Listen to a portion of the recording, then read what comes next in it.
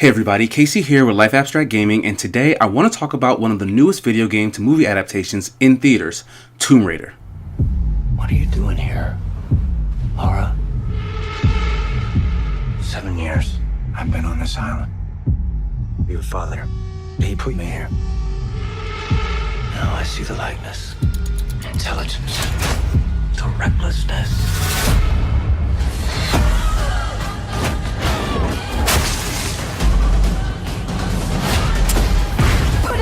It's your finger that's pulling this trigger. You messed with the wrong family.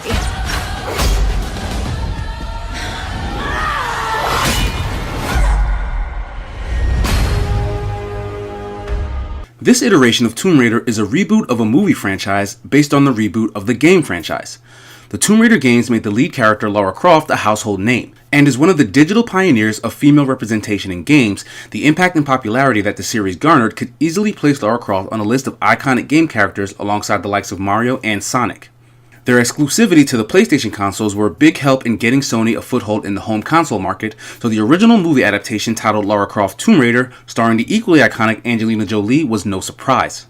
While that original film was critically panned, it still managed to be #1 on its opening weekend, making $48.2 million and beat both records for highest grossing debut of a movie starring a woman as well as highest debut for a video game adaptation. Naturally, a sequel subtitled The Cradle of Life was released in 2003, but didn't leave much of an impact, and Jolie declined to return for any further sequels. Throughout the rest of the early 2000s, several more Tomb Raider games would be released, but the popularity of the franchise and the character started to wane, prompting a series reboot. The 2013 Tomb Raider game reintroduced Lara Croft as a young and inexperienced explorer who would be molded into the iconic Tomb Raider we all know by the struggles she'd face. The game was actually amazingly successful in giving the character some much needed depth and personality. It garnered high review scores and became the best-selling Tomb Raider game upon its release. It was followed up by the equally well-received Rise of the Tomb Raider, and a third game called Shadow of the Tomb Raider will hit later this year. The renewed popularity of the game franchise prompted a reboot of the movie franchise, now starring Alicia Vikander, and mirrors the game's focus on a young, up-and-coming Lara Croft. From this point forward, I'm going to go into detail regarding the events of the movie and my impressions, so if you haven't seen it yet and care, you can consider this your spoiler warning.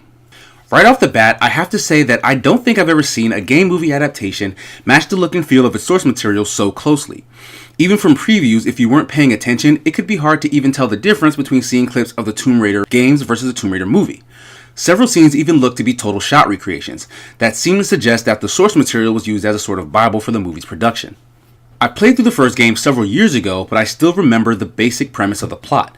A fresh-faced Lara Croft sets out on an expedition with a bunch of other young archaeologists and gets shipwrecked on the mysterious island they were looking for. They find out that it's overrun with cultists that worship some ancient mystical entity that's keeping anyone from leaving the place. In order to rescue her friends and get off the island, Lara has to transform herself into an adept survivalist and warrior, and at the same time solve the mystery of the island. This is exactly what happens in the movie, with some details changed to make the plot more straightforward. Rather than the call of adventure prompting her journey, she's called to action by the disappearance of her father, and the first clue to his whereabouts emerging after 7 years.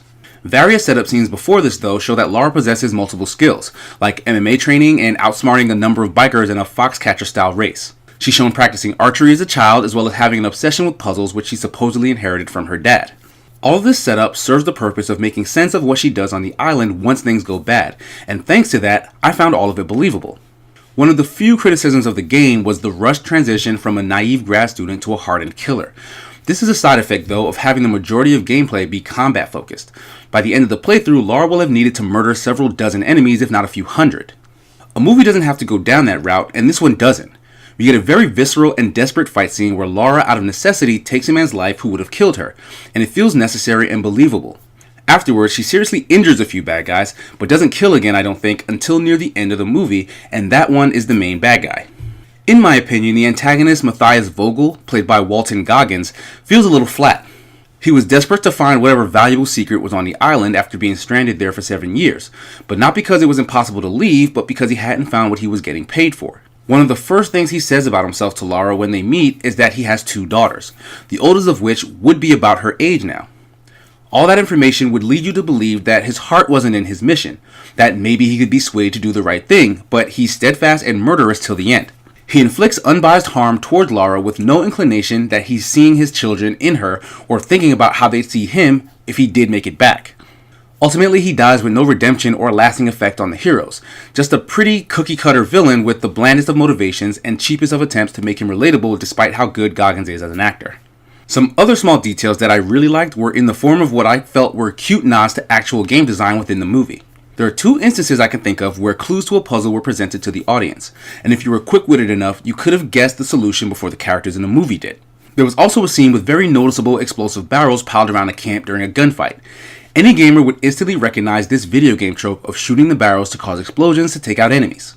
They present that familiar scenario and then has the character fire a grenade launcher in front of them instead, sort of poking fun at the idea that they'd be so cheeky as to copy that trope in the movie. Maybe it's just me, but I really like that level of self-awareness. Overall, I can't say that Tomb Raider really elevates video game adaptations in the way that Marvel has done for comic book adaptations. We're all still waiting for that to happen, but if you don't care about the games or the character, this movie likely won't change your mind. However, this reboot is better than the movie that came before it, and is probably one of the better game adaptations I've ever seen. If you are a big fan of the Tomb Raider series, especially the more recent games, then this movie faithfully transplants that onto a screen, and that's for sure a step in the right direction. So, what are your thoughts on Tomb Raider? Was there more that could be done to elevate the film, or was it perfect the way it is? Let us know. We're listening.